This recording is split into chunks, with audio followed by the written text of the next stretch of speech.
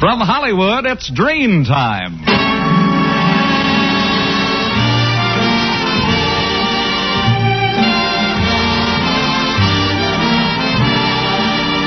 Ladies and gentlemen, the makers of Dream Shampoo are pleased to present the 12th in a series of new programs produced by Carlton Alsop and starring Don Ameche. Blanche, let me sleep, will you?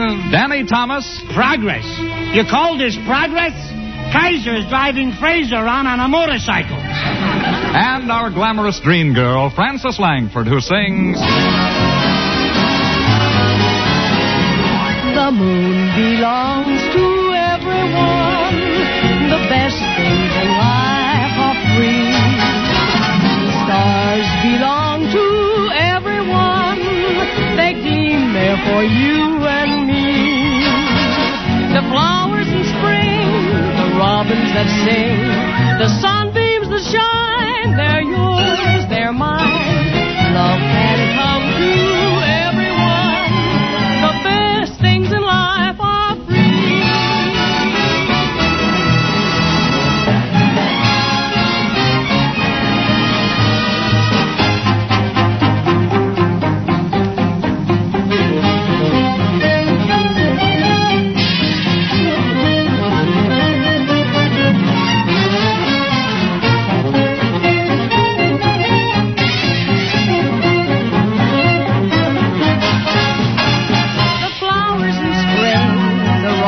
That sing, the sunbeams that shine, they're always yours and mine.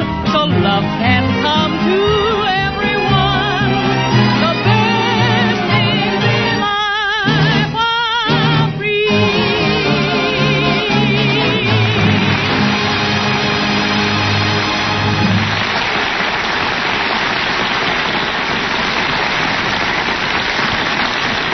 Never Before Dream. Right, never before dream could any shampoo reveal all the natural brilliance of your hair. Never before dream could any shampoo leave your hair so lustrous yet so easy to manage. When you dream your hair, you bring out all its sparkling highlights. When you dream your hair, you glamorize all its soft, thrilling texture. And when you dream your hair, you remove all luster-dulling soap film and unsightly dandruff.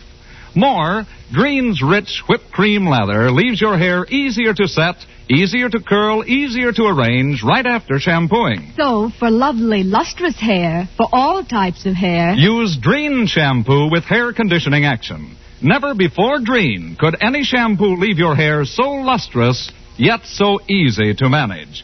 D-R-E-N-E, Dream Shampoo.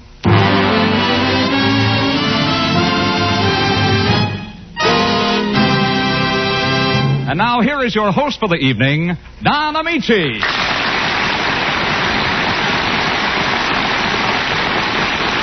Thank you, ladies and gentlemen, and good evening. Francis, before you get away, I want to tell you that I thought your song was delightful. And Toby, your commercial was stimulating. And Carmen, your music was magnificent. Boy, you feel great tonight, don't you? Yeah, I certainly do, Carmen. Do you realize that it's March? The month that heralds spring? Oh, I just love March. Beautiful March. Me too.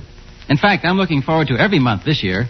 Romantic April, delightful May, enchanting June, exotic July. Carmen, you've got the soul of a poet. No, I've got an Esquire calendar. Well, I hope you and your calendar are very happy together. But as for me, I have spring fever. And Francis. Yes, Don? I'd like to drop over to your house about 8:30 tonight. I'll put the top down on my convertible and Oh, I'm so sorry, Don, but I sort of half promised Danny Thomas I'd keep him company while he's experimenting with his new chemistry set. Oh, Francis, do you know what you're letting yourself in for? He won't pay any attention to you. He's had his eye glued to that microscope for 3 days now. 3 days? Yes, that poor soul is trying to outstare a germ. He hasn't got an ounce of romance in his body. Oh, I'm sure he has, Don. Did you ever notice his soulful round eyes? Did you ever see square ones? Why, as far as he's concerned, spring is just... Oh, there he is now. The germ must have won. Danny Thomas.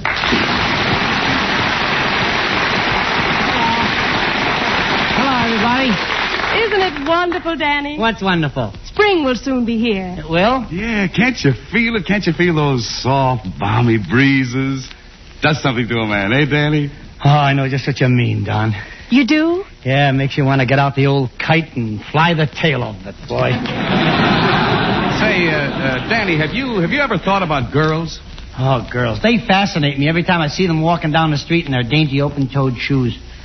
Sure, I think about them a lot. What do you think about them, Danny? Won't their toes ever get cold? Look, Danny, when a fella's your age, he doesn't spend all his evenings reading popular mechanics or building a speckled bird's egg collection. Doesn't romance mean anything to you? Of course it does, Don. If I may quote from the classics, in the words of the immortal Hildegard. She's wonderful, Hildegard. I should only wear my nose the way she wears her hair. Je vous aime beaucoup, toujours l'amour, mon petit chéri. Oh, that's beautiful, Danny. What does it mean? If I knew, wouldn't I say it in English? You see, what did I tell you, Francis?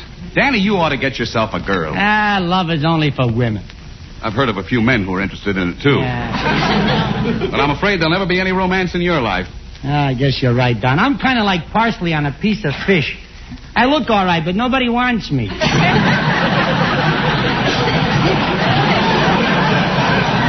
I wouldn't say that, Danny. I'm sure there must be somebody. Well, yesterday I did have kind of a date with the girl next door. We went to the movies, and the three of us had a great time. The three of you? Yeah, me and my girl and the fella I brought along for her. You brought a fellow along for your girl? Yeah, she makes me. She's boy crazy. Obviously. He wasn't much of a fella, though. A little on the dumb side. The dumb side? Yeah, what a dope. He spends 75 cents to see a movie and wastes the whole evening hugging and kissing my girl. Your girl? That sounds a bit like an overstatement. Oh, no, it isn't, Don. She told me that her heart belongs to me. She did?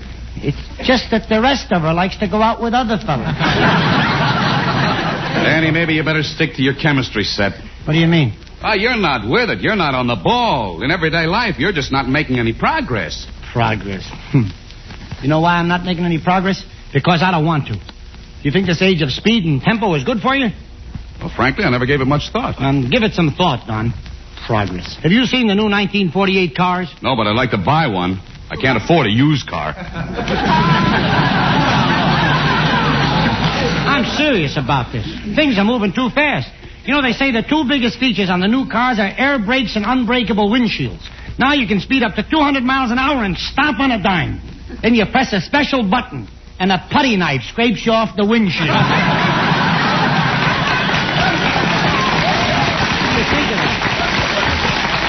Well, that's a handy gadget. Well, don't take it so lightly, Don. I mean, there's such a thing as too much progress.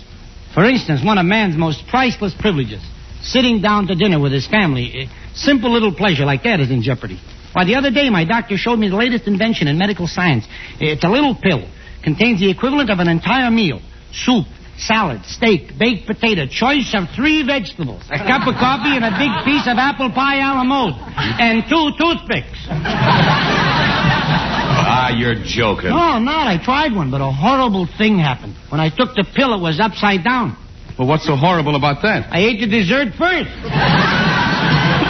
What happened to the toothpicks? Don't be such a wise guy, will you? Oh, now, wait a minute, Danny. Progress has more good features than bad ones. Have you read about the new stockings for women guaranteed not to get runs? They're made out of cold wood and rubber. So what? Instead of runs, they'll get clinkers, splinters, and blowouts.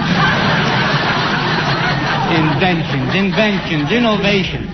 Why, years ago, when a woman wanted to go to sleep, she simply put on her nightgown and went to bed.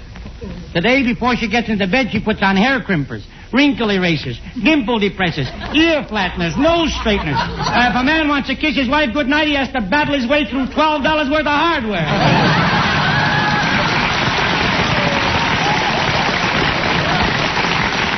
You know, Danny, you got me convinced. Let's both go back and play with your chemistry set. Now you're talking sense, Don. Progress is all right, but it has to be harnessed. Now, look, I'd like to show you my new formula. It'll revolutionize present-day living. What is it? Beverage. What's it made of? Shh. Liquid.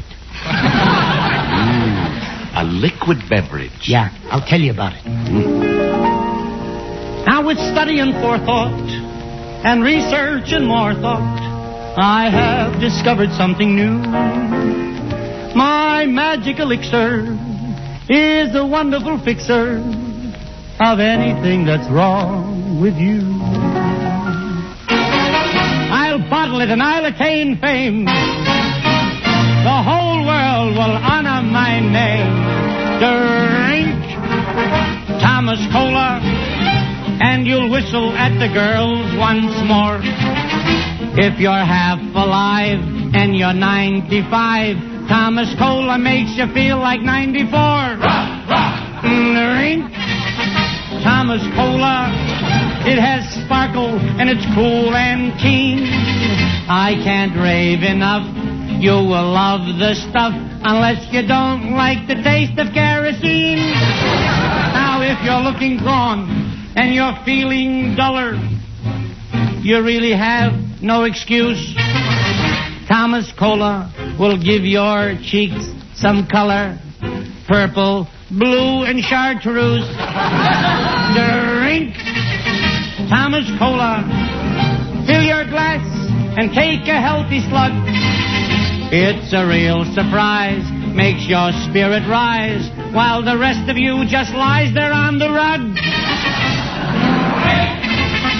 Thomas Cola. Listen to testimonials from all over the world. From Milan, Italy, we hear from Mr. Antonio Garibaldi Tommaso.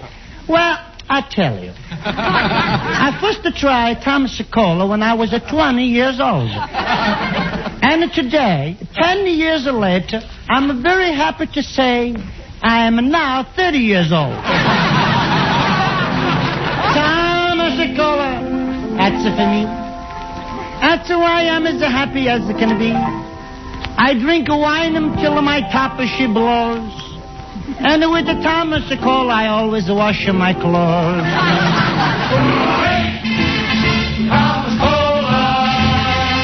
And now we hear from the Earl of Thomas, one of the leading literary lights of England, being interviewed. Milord, if you had your choice, would you select wine or Thomas Cola? Wine or Thomas Cola, you say? Well, milady, wine when aged in casks of choice oak pervades my spirit like exotic incense. 1,000 violins throb in my head. I am wafted on fleecy clouds to the seventh heaven above the seventh heaven. I respond to its delicacy of flavor with the infinite me that has existed throughout the eternities. Whereas, milady, Thomas Cola... Yes? Yes? Thomas Cola makes me burp.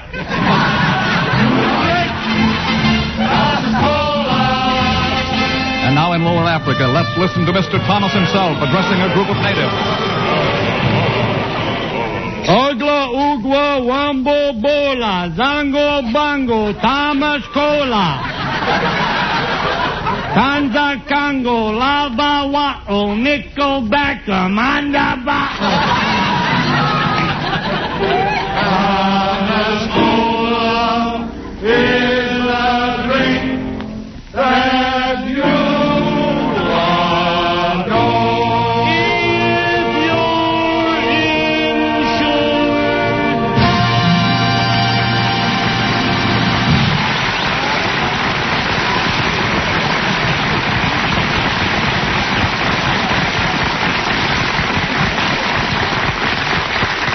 Not 50, not 75, but 100% true. Yes, it's 100% true. Dream Shampoo actually reveals all the natural sparkle, all the sheen, all the dazzling brilliance of your hair. Right. Never before, Dreen, could any shampoo leave your hair so lustrous. Now, that's because Dreen is not a soap shampoo, so can't leave dulling soap film on your hair to hide its natural beauty. And what's more, Dreen does not dry out your hair. Instead, its fragrant, freshening, whipped cream lather leaves your hair sublimely smooth, beautifully behaved, easier to set, and arrange right after shampooing. And Dreen removes unsightly dandruff the first time you use it. So, for lovely, lustrous hair, for all types of hair, dry, normal, or oily, use Dreen Shampoo with hair conditioning action. Use Dreen at home or ask for Dreen at your beauty shop. Buy Dreen at all drug department or 10-cent stores in the familiar blue and yellow package. Remember, never before Dreen could any shampoo leave your hair so lustrous, yet so easy to manage. Yes, your hair can have that dazzling sheen the very first time that you use Dreen. Yes, your hair can have that dazzling sheen the very first time that you use Dreen.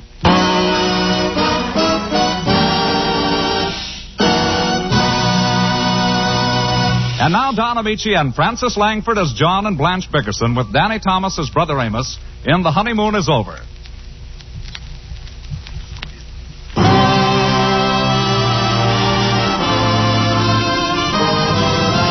And here is lovely Frances Langford with a special arrangement of Sonata by Carmen Dragon and the orchestra. Sonata, my sonata, I hear your haunting theme, and I begin to dream. You linger, my sonata, in every reverie.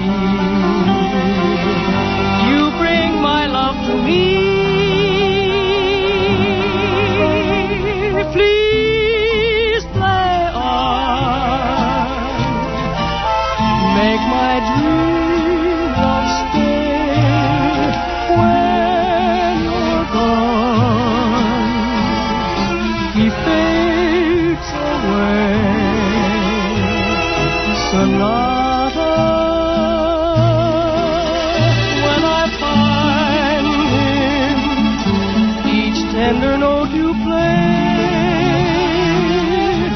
will be my serenade.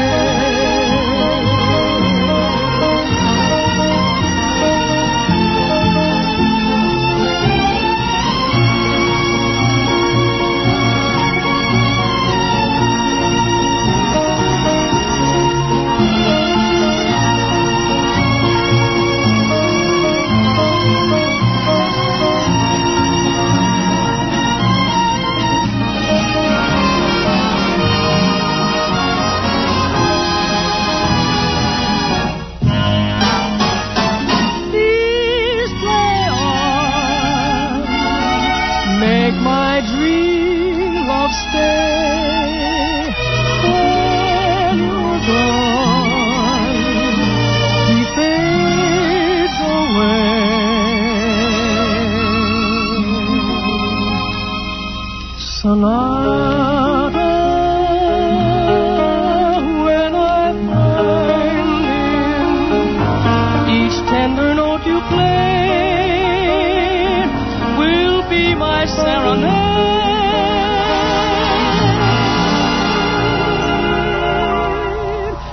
So please play on, my sonata.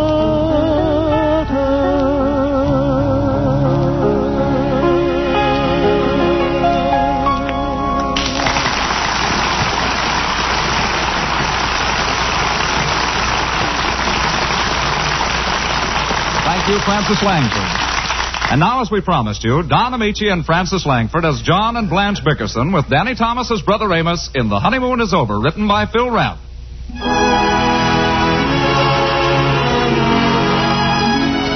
The Bickersons have retired. Mrs. Bickerson wrestles the bedclothes in sympathetic agony as poor husband John, victim of a rare type of insomnia which manifests itself in alternate periods of coma and narcolepsy, reaches the crisis during an acute stage of the ailment. Listen.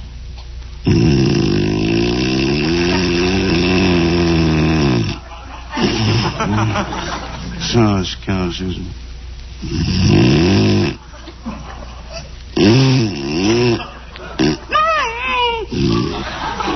Oh, dear. Now he's scaring himself to death.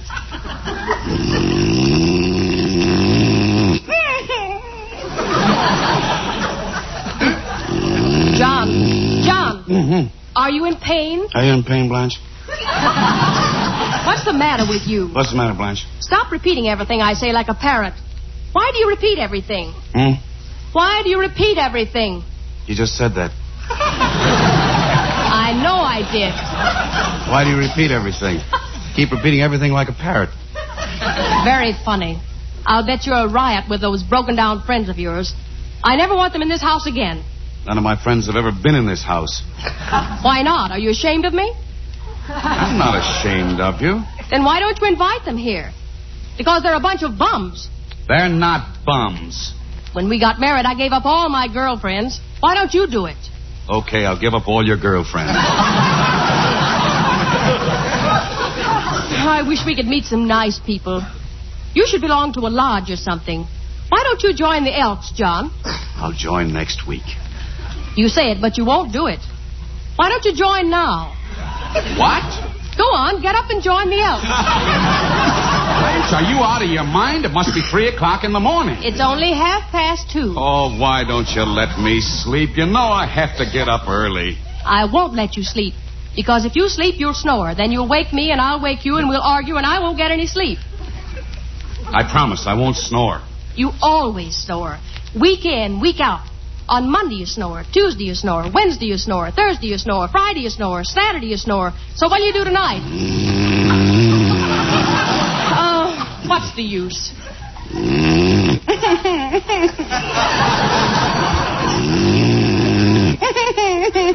He's having that dream again.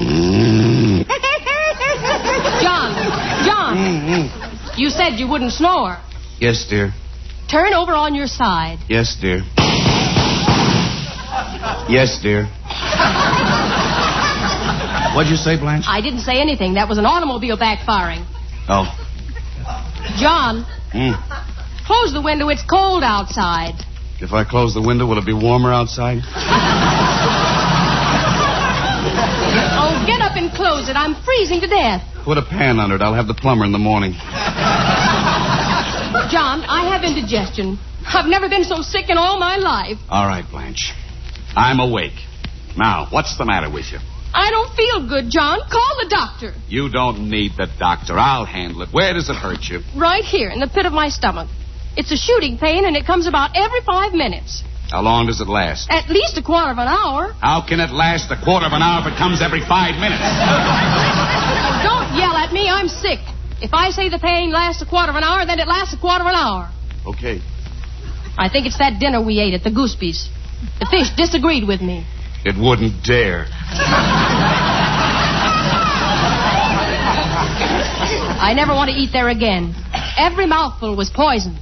And the portions were so small. Why, you ate like you were condemned. Well, you have to be polite when you go to dinner. I wish we hadn't eaten anything. I'm suffering, so call the doctor. Oh, now don't get hysterical. It's just indigestion. I know how to treat it. I'll fix you some hot ginger ale and oatmeal. Hot ginger ale? Make a new man of you. John Bickerson, I don't want any of your insane remedies. You'll treat me for indigestion, and I'll probably die of liver trouble. Listen, if I treat you for indigestion, you'll die of indigestion. Now, do you want me to help you or not? Not if you're going to yell at me like that. You wouldn't yell at Gloria Gooseby if she got sick. Now, don't start with Gloria Gooseby. I saw you two at the dinner table playing footsies. Footsies. You were so flustered when she smirked at you, you couldn't eat. I was not flustered. Then why did you put gravy on your ice cream? I always put gravy on my ice cream. I love gravy on anything, and you know it. A likely story. Ah. And the gown that woman was wearing. She ought to be arrested. I think she purposely swallowed that fish bone so you could stroke her back. I didn't stroke her back. I patted it. And I'd have done that if she hadn't swallowed the fish bone. I mean, if she hadn't been wearing that gown. I don't know how Leo stands for it. He's such a wonderful man, and Gloria's always playing sick around him just to get sympathy. A lot you care what happens to me. Every time Gloria gets a headache, Leo hugs and kisses her and fawns over her. Why don't you do that? I'm never there when she has a headache. I mean, why don't you fuss over me? Now, listen, Blanche, you're not sick, and you know it. Well, I'm depressed. You're going out of town tomorrow, and I'll be so lonesome I'll die. I'm only going overnight. I'll be back on Tuesday. If you cared for me, you wouldn't leave me. I'm not leaving you. I have to go on business, and I won't be gone over 24 hours. Suppose a burglar breaks in the house and finds me. It'll serve him right. Now let me sleep, please, Blanche. I have to make an early train. We've never been separated before. I'm afraid absence will conquer your love. Oh, no. The longer I'm away from you, the better I'll like you. I don't like the way that sounded. Well, what do you want me to say? What do you want me to do?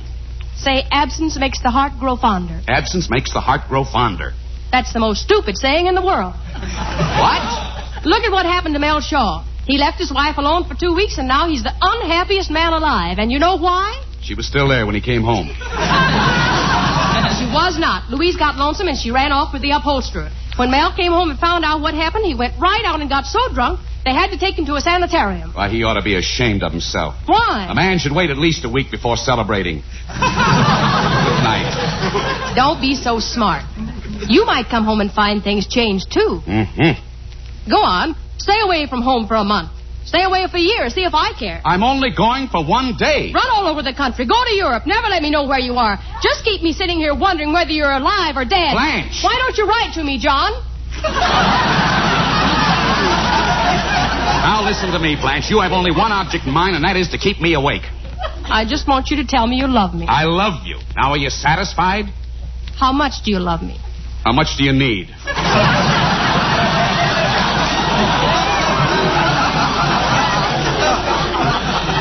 $45. I saw the most stunning hat, John. If I get it, I'm sure I won't feel so depressed. $45 for a hat. That's a fine cure for depression. That'll start one. Women need those things to cheer them up. Look at Clara, my oldest sister.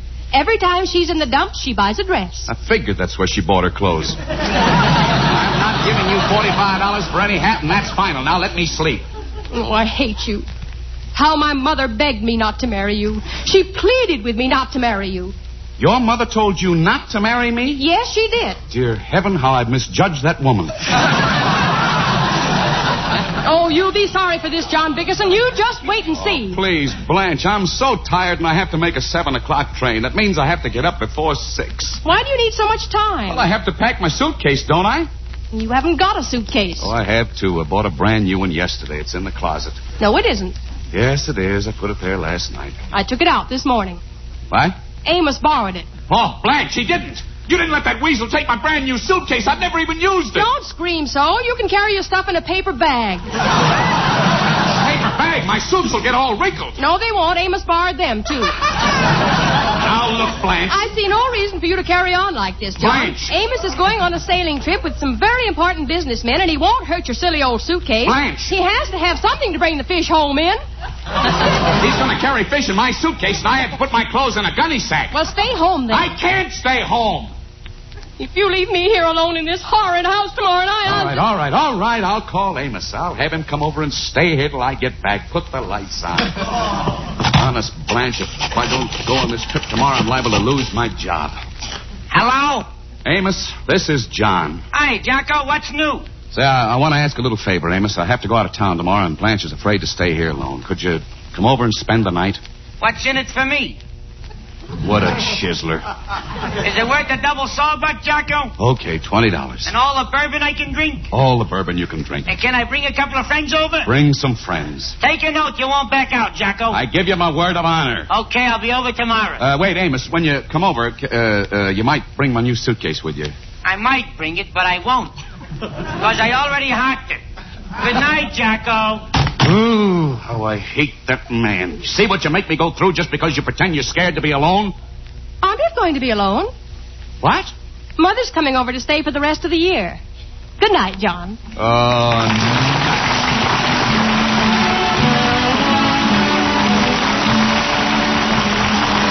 This is Don Ameche wishing you good days, good nights, and good luck until we meet again. Everybody's talking about Dreft, the greatest dishwashing discovery in 2,000 years. Dreft, D-R-E-F-T, Dreft. Procter & Gamble's sudsing miracle that gets dishes so clean they shine even without wiping. Yes, it makes even glasses sparkle like jewels. Dreft simply can't leave any streaks on dishes the way all soaps do. Why, with Dreft, your nicest glassware positively shines. Dreft is kind to your hands, too. Get Dreft in the bright green package. That's D-R-E-F-T, Dreft. Remember, never before Dreen, yes, never before Dreen could any shampoo reveal 100% of the natural luster of your hair.